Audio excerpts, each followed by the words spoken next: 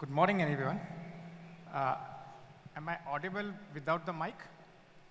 Okay, you can just keep the mic here.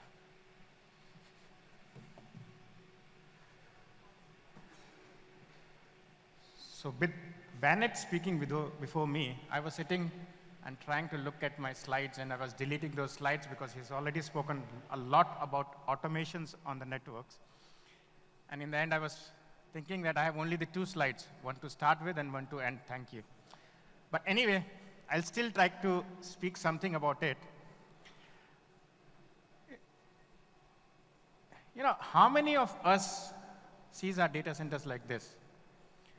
And the reason everybody knows, what has happened is over the period of time, application has become more important.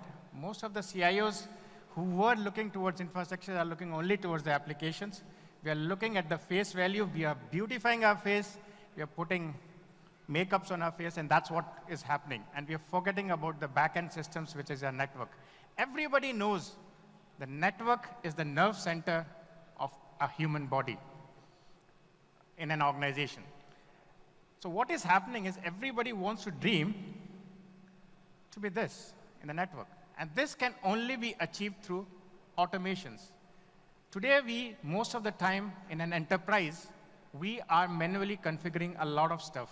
And that's the reason we have a chaos.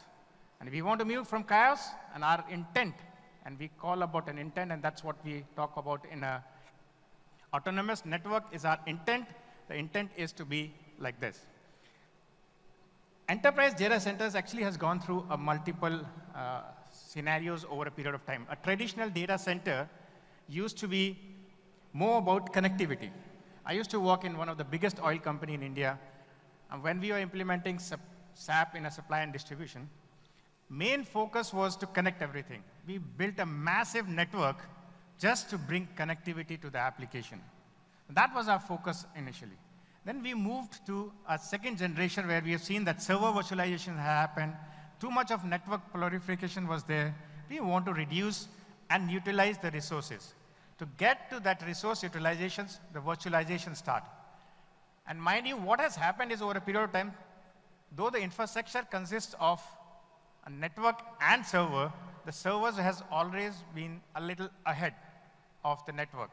And the virtualizations of that became earlier.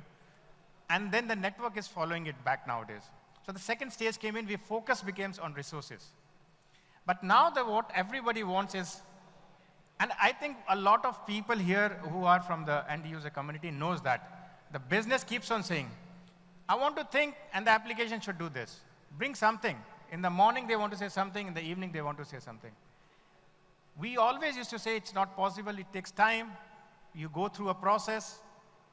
But now this has become a little bit of a challenge, and that is the reason you have to go to the third phase, which is the current phase and which could be the future phase, which is automations of the networks. Now, major challenge which everybody faces in enterprise level. The hyperscalers have actually gone through this and they are clear about it. But in an enterprise, what we still face is we still have smaller data centers. If you look at it in your premise, you will have a data center 10, 20, or 30 racks. Within that, you create your data center. And if you are running a hybrid environment, the rest of it is in the cloud. So you have a smaller data centers, you have a smaller budgets going on. So it is difficult for the network teams to manage that. A lot of planning is to be done, the first phase of it. That is taking longer time. So most of this manual verification, manual configurations is taking time. And what is happening is, the end result is the blame game, which the application guys, the business does is, the network is not working. So application is not available.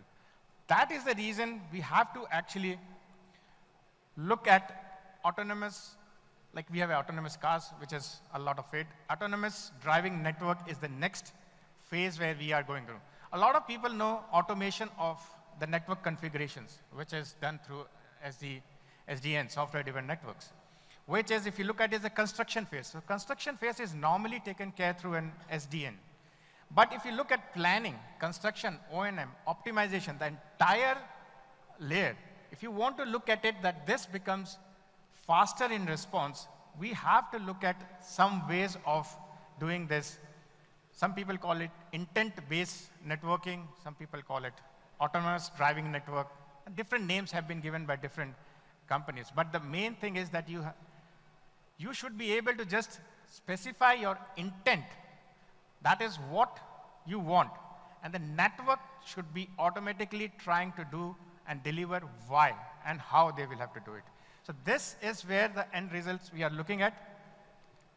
Again, these things have gone through multiple layers. If you look at the experience has gone from the manual to semi-autonomous.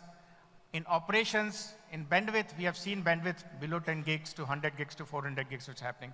So this is all our journey, which we know and why it is important at this time to go through an autonomous driving network. Now, how it works is, I will say, very simple, because technically, Bennett has given a lot of input on the lower level of details. But if you look at it, there are 4 major components to it. It is an intent, the service intent, or the business intent. What is it you want out of it? You just say what. Once you say what, that need to be translated. So that translation bit is an important aspect of it. You translate that, then comes the activation bit of it. And the activation is where we call it an SDN does those activations. Once you do activations, you have rules which gets implemented into it. You need to have a continuous feedback. If you have a continuous feedback, that is your assurance that what the intent has been there, is been taken care of it through an assurance layer, which is AI driven. The example on the right-hand side, if you look at it, is about how Google Maps does it. You miss something, it automatically goes through it and gives you another route. If there is a change in the network, the services which has been provided through that network should not be impacted. The network reconfigures itself. It finds the right way of it to give your applications seamless connectivity. Since there's been a lot of time being consumed, I wanted to make it fast. This is, what I say is, what we are trying to do is, we are trying to get from a chaos to sanity. Thank you.